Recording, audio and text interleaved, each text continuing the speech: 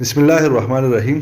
زما خوږو دوستانو، تاسو چې کوم منظر اینې دا لیګرامه ده او دا د کوم هیرو د استقبال دی، دا خلک ولاړ دی. نو د څو ورځې مخکې د مور بیماره شو او د خپلې مور لا اینا جګر اتیا کړی او خپل ځان په خطر کې اچولی او د خپلې مور ژوند یې بچ کو او الله پاک دې داسې الوار ډیر کړي. نن زموږ د علاقې زموږ د کلي دپاره ډېره د فخر د ویاړ خبره ده چې داسې ځوانان اوس هم شته چې هغه خپل مور و پلار باندې خپل سر او خپل ځان قربانوي.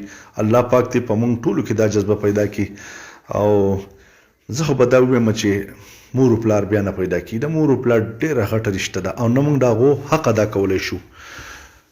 نو په کار موږ ټول ده چې موږ د خپل مور و پلار چې د چا ژوندي دي د هغو عزت وکړو، د هغو خدمت وکړو.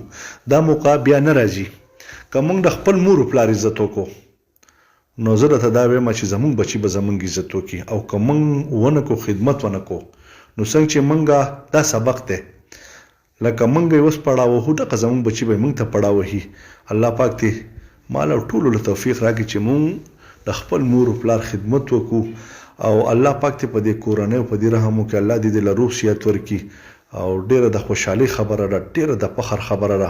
الله پاک دې داسې ځوانان زیات کړي او الله پاک دې په موږ ټولو کې د خپل مور و پلار سره د صحیح کم چې حقیقي دغه